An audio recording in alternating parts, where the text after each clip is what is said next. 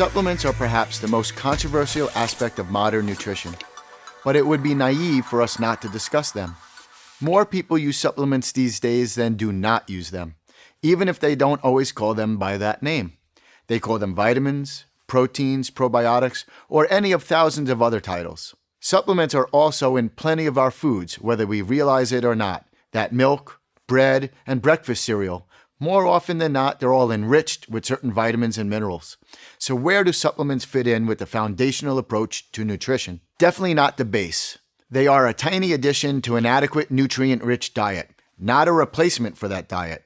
When you're prioritizing exercise or training, or chasing a physical goal, supplements can help you optimize performance or recover just a little bit better between workouts, so you can do it all over again tomorrow. To be clear, they don't all do what they promise, but the science is clear that certain supplements do help with certain goals.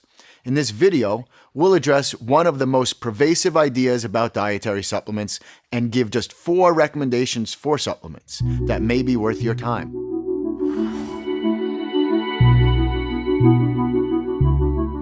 This is a common misconception. Supplements are in fact regulated, just differently than prescribed and over-the-counter drugs. Instead, they are regulated as their own category by both the FDA and the FTC. However, supplement manufacturers have to back up their claims about any product with science, and supplement advertising is regulated by the FTC. The FDA regulates manufacturing, labeling, packing, and holding operations.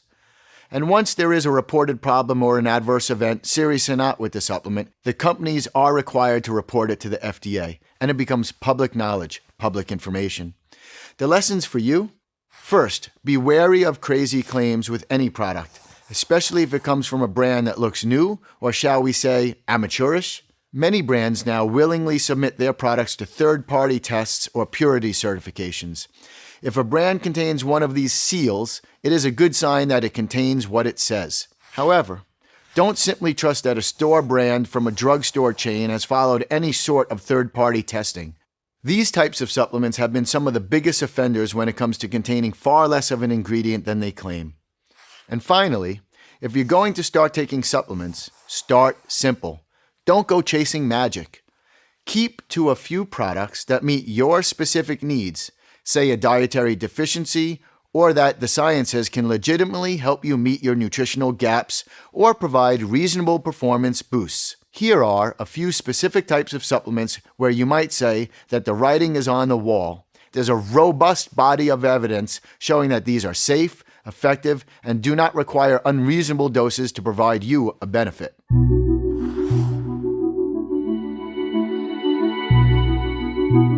There are plenty of supplements out there where people report great results anecdotally, but the science is either wishy-washy or simply not there.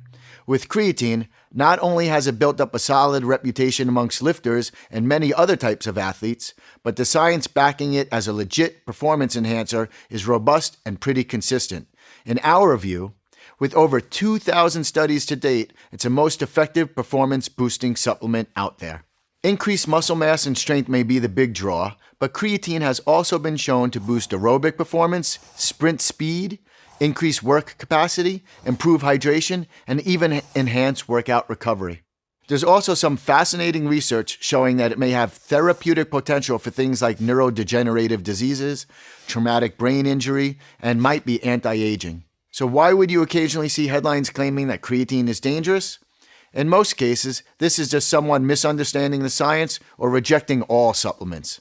It is the position of our organization, the International Society of Sports Nutrition, that discouraging or restricting creatine use, as has been known to happen in legislatures and sports organizations, is a bad idea. Want to know one of the best things about creatine? The most science-backed version of it is also the cheapest. Simply said, creatine monohydrate. And the best way to take it is also simple. 3 to 5 grams a day, pretty much every day. You can undergo a more intensive 3 or 5 day loading period, but it's not necessary.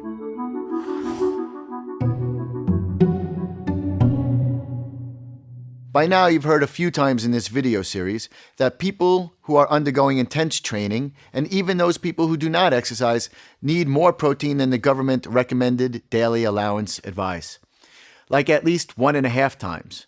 And honestly, more like double that for active people. Does this mean that you need to have a protein shake? Absolutely not. Plenty of athletes and even some bodybuilders prefer to get every gram of protein from food sources. But for plenty of others, that's not either feasible or just comfortable. Consider protein powders and drinks to be supplements of convenience, and use it that way. If a shake after training is the only way you're going to get protein at that time, have the shake. If you're trying to gain weight or lose weight, and you're in a position where you'd either have a shake or miss a meal entirely, have the shake. Now, if you're going to go with the vegan protein, there's a case for preferring blends that allow you to get a more complete amino acid profile. But if you're getting a robust amount of complementary proteins elsewhere in your diet, then going with the straight pea protein, hemp protein, or rice isolate isn't going to hurt you. In fact, giving the way most vegetarians eat, a little extra protein could be just what you need. Most of us don't think of caffeine as a supplement. We think of it as, well, coffee or tea, or part of some other thing that we drink or eat. But caffeine has been studied extensively, and it is clear that it has value to a wide range of athletes and people in general. In the gym, caffeine has been shown to boost endurance and strength and even pain thresholds, both in men and in women. Outside the gym, it helps alertness and focus. Yes, it can definitely impact your sleep, although not everyone experiences that. And no, there's no legitimate research showing that it increases the risk of dehydration. Not drinking enough water, that's what increases your risk of dehydration. Caffeine dosing is highly personal, so we can't give you a specific recommendation, but we can usually give a range of about 3 to 6 milligrams per kilogram of body weight, or 200 milligrams caffeine for a 150-pound person. Some people have a high tolerance to caffeine, either because they built it up or just because of their physiology. Others are incredibly sensitive, but if you're used to caffeinated beverages rather than supplements, heed these considerations. Caffeine is more powerful when it's taken in a pill form than it is, say, in coffee. Factor that into your dosing, especially if you know that you're sensitive. Also, while a low to moderate dose has been shown to have great benefits, higher doses have not. So know that there's an upper limit, whatever it may be for you. And finally, this is one supplement that definitely benefits from proper timing.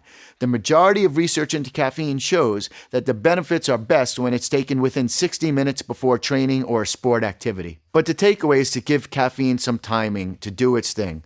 Don't just slam a pre-workout as you walk out of the locker room and expect it to carry over to your first sets of bench pressing.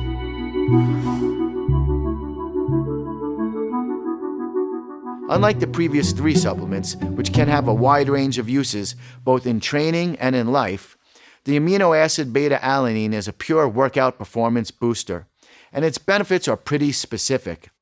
Basically, it helps to raise the levels of another amino acid that is prevalent in muscle tissue, carnosine.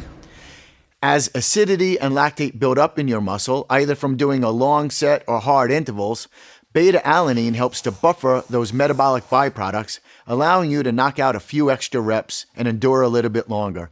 Think of it as an antacid for your muscles. But there are a couple of caveats. Beta-alanine only really works if you take it consistently for at least 2 to 4 weeks before any event. So like creatine, it is necessary to take it daily, almost like a vitamin rather than only before a workout. And secondly, it has also been shown to work best in activities that last somewhere in between 1 and 4 minutes. In terms of 1 rep max strength or pure aerobic activities, the science isn't there right now. So it will help some athletes like sprinters, bodybuilders, and fighters, but a marathon runner or an Olympic weightlifter may not see any benefit. The only reported side effect of beta-alanine usage is a temporary tingling feeling, usually on the skin of the face and the neck. When it happens, you'll know it. But also know that it is harmless and it goes away.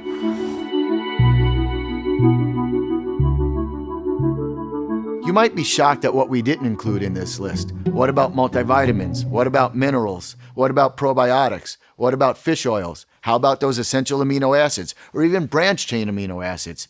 They have all been shown to be beneficial in certain circumstances, but not in others. They may give you some benefit, but you might also get that same benefit from taking a nutrient-rich, consistent approach to how you eat. That doesn't mean that they're worthless. Do the research, prioritize quality when buying, and then decide for yourself.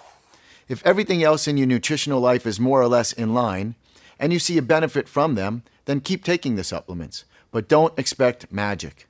Start by implementing the behaviors we've discussed with the first 8 videos, prioritizing whole foods and making sure you're getting enough of the fuel you need and not so much of what you don't. Finish with a few well-chosen additions. Then, keep repeating it over and over again. Our goal in these videos has been to help you create an approach to nutrition that can be kept up comfortably over the long term, helping you make incremental improvements and chipping away at life-altering goals. Feel free to return to these videos in the future for a refresher or to reinforce some of what you've learned. Thanks for watching. Now go build your foundation.